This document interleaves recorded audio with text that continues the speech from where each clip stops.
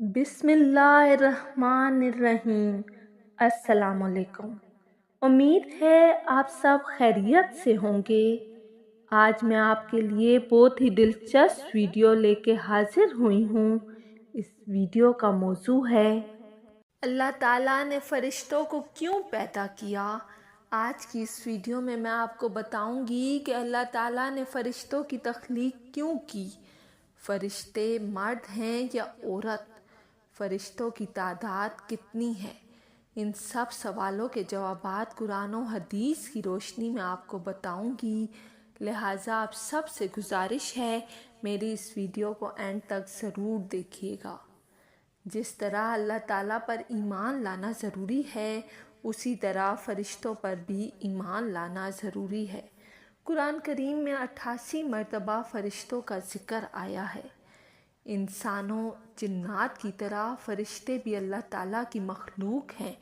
जैसा कि अल्लाह ताला इरशाद फरमाता है, ये लोग कहते हैं कि खुदाए रहमान फ़रिश्तों की शक्ल में औलाद रखता है, बल्कि फ़रिश्ते तो अल्लाह के बंदे हैं जिन्हें इज़्ज़त बख्शी गई है। उससे आगे बढ़कर कोई बात नहीं करते और वो उसी के हुक्म पर अमल करते हैं। कुरान और हदीस में ये बात बार बार ज़िक्र की गई है कि अल्लाह ताला ने इंसानों को मिट्टी से, जिन्नात को आग से और फ़रिश्तों को नूर से पैदा किया है। अल्लाह ताला ने फ़रिश्तों की तख्लीक इस तरह की है कि वो अल्लाह ताला की नाफरमानी नहीं करते। जो काम उनके ज़िम्मे किया गया है वो उसी में लगे रहते हैं। जैसा कि अल्लाह ताला ने कुरान करीम में इरशाद फरमाया है, उस जहन्नम पर सख्त कड़े मिजाज के फ़रिश्ते मुकर्रर हैं जो अल्लाह ताला के किसी हुक्म में उसकी नाफरमानी नहीं करते और वो वही करते हैं जिसका हुक्म दिया जाता है। फ़रिश्ते को खालिक़े कायनात ने ऐसा बनाया है कि वो ना खाते हैं और ना पीते हैं। जैसा कि अल्लाह ताला ने हज़रत इब्राहीम अलैहिस्सलाम के पास आने वाले मेहमानों का तज़किरा किया है जो खाना नहीं खा रहे थे, तो हज़रत इब्राहीम अलैहिस्सलाम को उन पर शक व शुबा हुआ। बाद में हज़रत इब्राहीम अलैहिस्सलाम को मालूम हुआ कि ये तो फ़रिश्ते हैं और फ़रिश्तों की फ़ितरत में खाना पीना नहीं है। इसी तरह फ़रिश्ते ना मर्द होते हैं ना औरत। सूरतुल सफ़ात आयत नंबर 109 से 151 में अल्लाह ताला ने मुशरिकीन मक्का के अकीदे की तरदीद की है कि वो फ़रिश्तों को अल्लाह ताला की बेटी अता करते हैं। जिस तरह अल्लाह ताला की ज़ात पर ईमान लाना ज़रूरी है, इसी तरह नूर से पैदा हुई मखलूक यानी फ़रिश्तों पर भी ईमान लाना ज़रूरी है।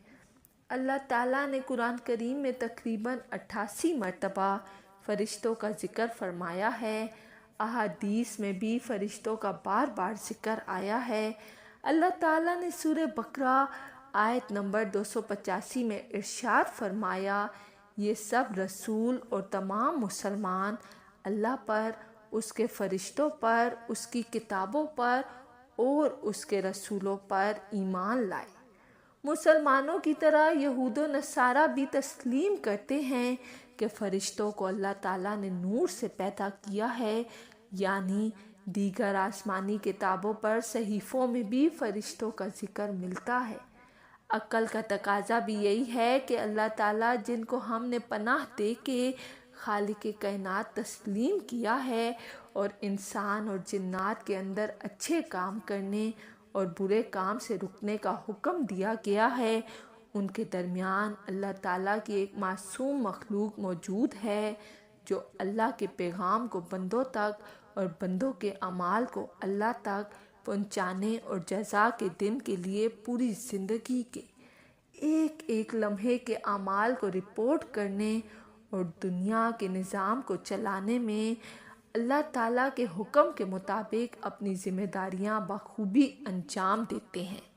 हालांकि हमारा ईमान व अकीदा है कि अल्लाह ताला हर चीज़ से पूरी तरह वाक़िफ़ है, उसे फ़रिश्तों की ज़रूरत नहीं है।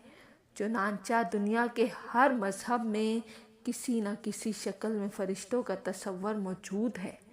صرف لامذہب لوگ ہی فرشتوں کے وجود کے منکر ہیں، جن کے پاس سوائے اس کے کوئی دلیل نہیں کہ ہم ان کو نہیں دیکھتے، لیکن یہ ان کا کہنا غلط ہے، جس گھٹ کی بھی صورت نہیں ہے، کیونکہ دنیا میں بے شمار چیزیں نہ دیکھنے کے باوجود دنیا ان کو تسلیم کرتی ہے۔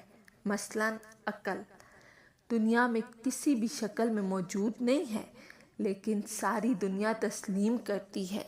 فرشتے اللہ تعالیٰ کے حکم سے اپنی اصل شکل کے علاوہ کسی دوسری شکل میں بھی ظاہر ہو سکتے ہیں، چنانچہ جبرائیل امین علیہ السلام کبھی کبھی انسانی شکل میں آپ صلی اللہ علیہ وآلہ وسلم کے پاس تشریف لاتے اور اللہ تعالیٰ کا پیغام رسول اللہ صلی اللہ علیہ وآلہ وسلم کو پہنچا دیتے تھے۔ ایسے مواقع پر عموماً حضرت جبرائیل علیہ السلام مشہور صحابی حضرت یحییٰ کلبی رضی اللہ تعالیٰ عنہ کی صورت میں تشریف لایا کرتے تھے۔ حضرت جبرائیل علیہ السلام 3 مرتبہ اپنی اصل صورت میں تشریف لائے، ایک نبوت کے ابتدائی دور میں، دوسری بار خود حضور اکرم صلی اللہ علیہ وآلہ وسلم نے حضرت ابراہیم علیہ السلام سے ان کی اصل صورت میں دیکھنے کی خواہش ظاہر فرمائی تھی، اور تیسری مرتبہ معراج کے موقع پر۔ حضرت ابراہیم علیہ السلام، حضرت مریم اور حضرت لوط علیہ السلام کے قصوں میں بھی قرآن کریم میں مذکور ہے کہ فرشتے انسانی شکل میں ان کے پاس آتے تھے۔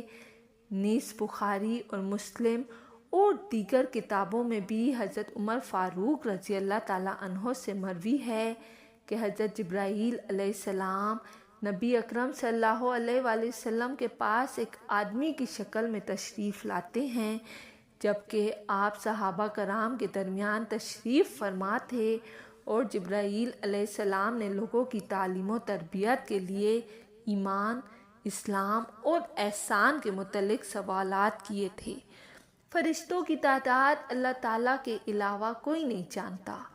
اللہ تعالیٰ فرماتا ہے، تمہارے پروردگار کے لشکر کو اللہ کے علاوہ کوئی نہیں جانتا۔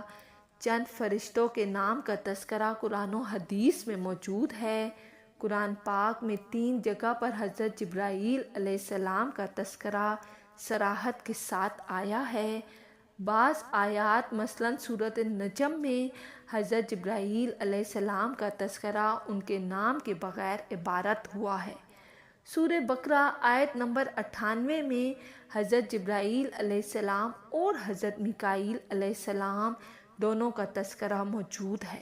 حضرت اسرافیل اور حضرت عزرائیل علیہ السلام کے نام کا تذکرہ تو قرآن میں موجود نہیں، لیکن ان کی ذمہ داری کو قرآن کریم میں بیان کیا گیا ہے۔